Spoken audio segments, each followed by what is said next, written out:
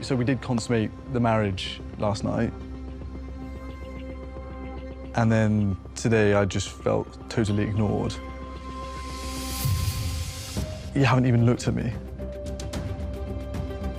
My heart broke for Thomas, really, because had it been a female who had done what happened, or had the story played out differently, in the sense that if the words that came out of Thomas's mouth had come out of Rose's mouth, everybody would be up in arms saying, how dare he use her for sex? And yet I really didn't see that much sort of I don't want to say backlash, because I don't think it's appropriate, because they're both consenting adults, but I think um, there should have been more accountability taken on Ross's part. But anyway, I digress.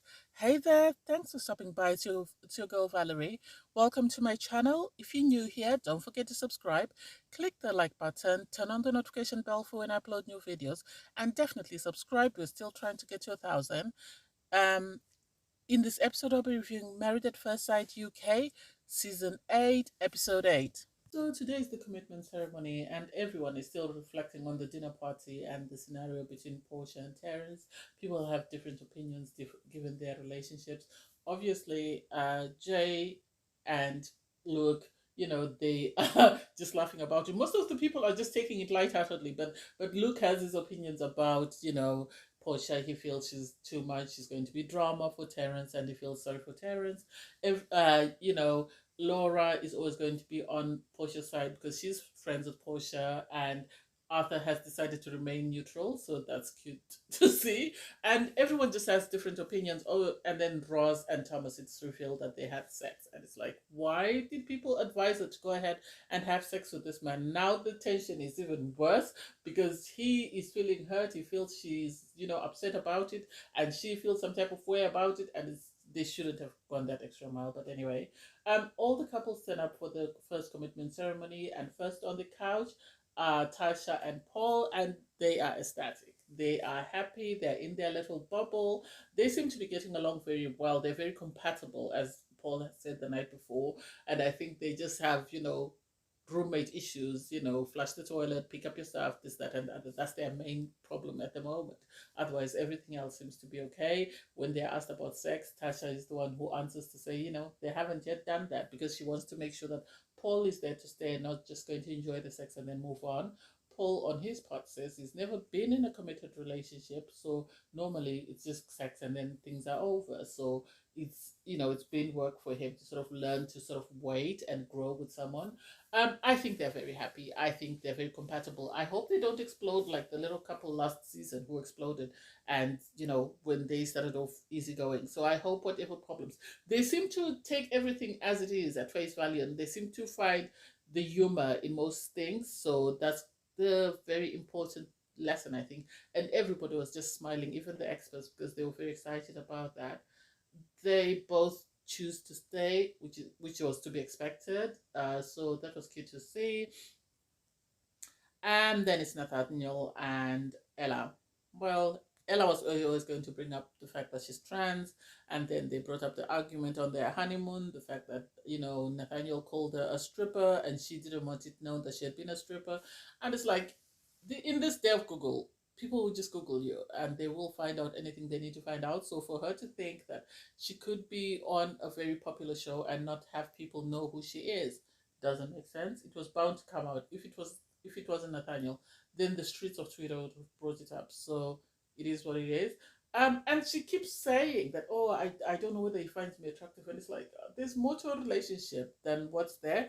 And I was actually surprised that Nathaniel said, of all the things I asked for, um, Ella is the thing that I didn't want, in the sense that she's too dramatic and she's too over the top. And so they agree to disagree. They make up and they both decide to stay. And it's like, I think they're going to be the drama. I think they just like the idea of being on TV.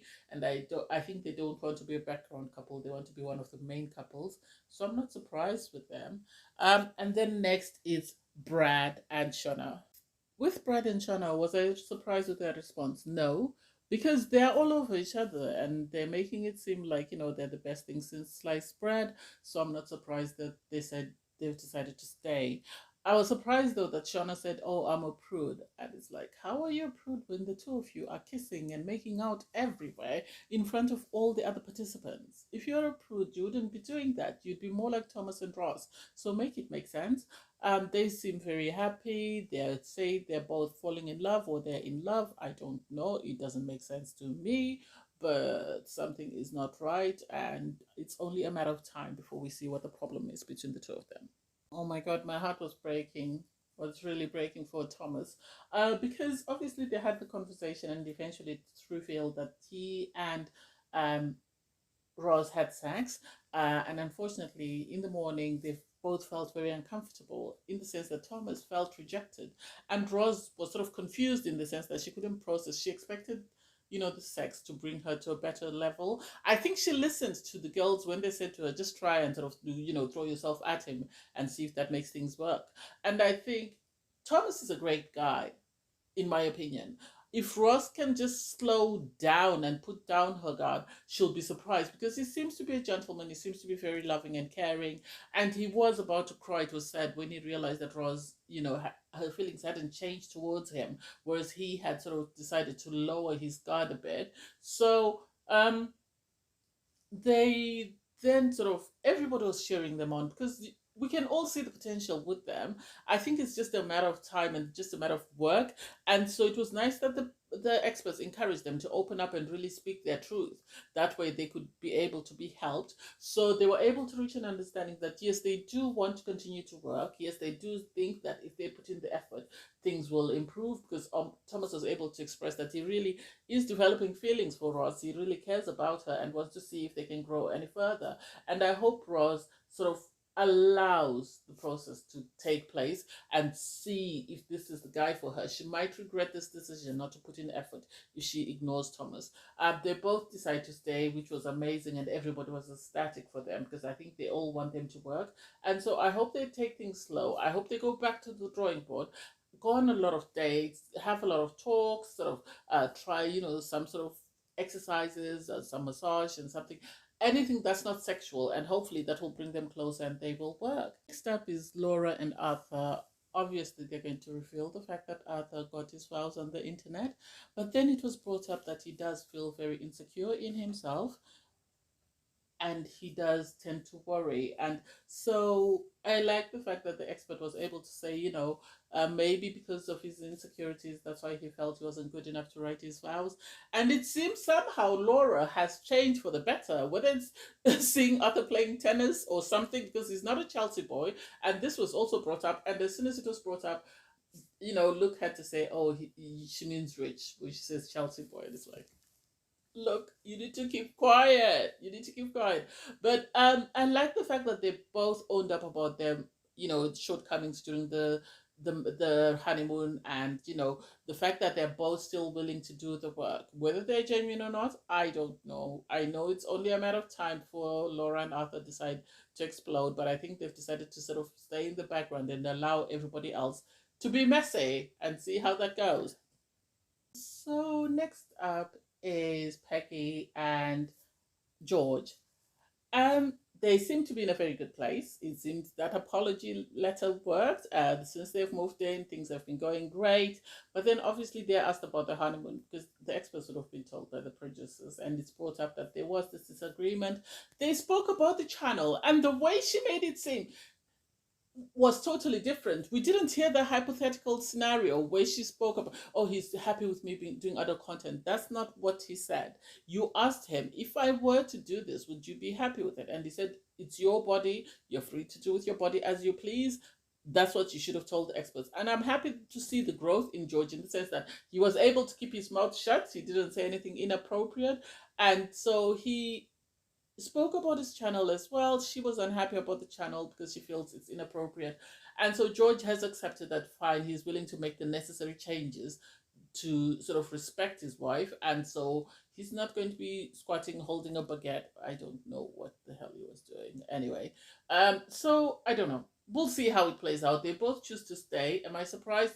No. I think everybody else is downplaying their drama because they know that the train wreck is coming and it's going to be the last one. So hey, we'll see how it goes. Next up is Jay and Luke. they are ecstatic. You could see that they're very happy. They've been very happy in the couple since their first meeting, and they both agreed that at first, when they saw each other, they were happy with the person in front of them.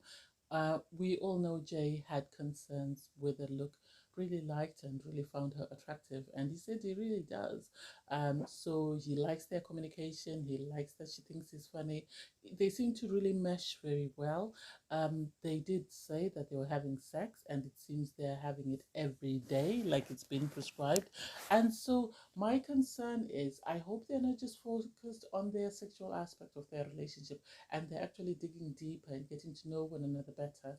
We haven't really seen much of them. I don't know if it's because they don't have any drama, so the producers are focusing on the couples that have drama. But I really like them as a couple. I have said this before that they are one of my favorites. Yeah, I think Luke at times does poke his nose or does make comments on other couples, which it can be funny, but I think he just needs to be mindful that he doesn't end up causing chaos, in the sense he doesn't end up aggravating someone because he said something that's hurt somebody else's feelings. So I hope he remembers that. Lastly is Terrence and Porsha, and you could tell that everyone in the room had said, "Okay, it's time to fasten the seatbelts. Let's go," because they knew it was going to be toxic. I think, yes, Portia is upset, but I think some of it she's over dramatizing it, in the sense of she's very mindful of how she's delivering her words, how she's emphasizing certain points. She mentioned that she's Congolese. Amazing that she embraces her culture, but I think she mustn't use that as armor for whatever she does, that might be seen negatively by the viewers, in the sense that she said, to us, family is important and we always present a united front. So she was in her feelings that Terence decided to present himself alone. She would have rather they put on an act like most of the couples I think are doing, but he decided to go alone, so that hurt her feelings and she was very upset. She felt disrespected. I didn't like the comment about her saying he threw the spoon. I think she over exaggerated that a bit. I think she wanted to sort of paint him as the bad guy. Yes, they have their issues. Terrence has his issues, and nobody seems to be picking up on the fact that he seems to enjoy the fact that Portia is very dramatic. He seems to thrive on that because then he can get away as being the saint. And so I don't like that he's sort of encouraging that. I wish the two of them would just go back to square zero and sort of take responsibility, because I like that the experts, said to them, one of the experts actually said to them, you need to take responsibility for your actions. You're both wrong. It's not like somebody is aggrieved and the other person is the instigator. You're both wrong because you've both done things that are negative. So you need to be able to sort of take ownership of what you've done, apologize, and move on. And Terrence did apologize. I don't know whether Portia apologized and it was edited out. I don't get that. And I was actually surprised that Terrence decided to leave. And Portia said she wanted to stay because she doesn't believe in giving up at first try. And my thing is, if you're going to decide to stay, make the effort to make your relationship work. Don't say you want to stay just for the audience to appear like the good guy when you actually all you want to do is cause more drama and chaos. I don't think that's a good look for Portia. I know that will make her memorable from the season, but I don't think it's ideal. I think she needs to be mindful of how she presents herself. She doesn't want to be Whitney 2.0. It's bad enough that certain, cast members always get a negative edit. She doesn't want to be one of those that gets the negative edit. But anyway, we'll see how it goes. Thanks, guys, for watching. Please don't forget to like, share, comment, and subscribe.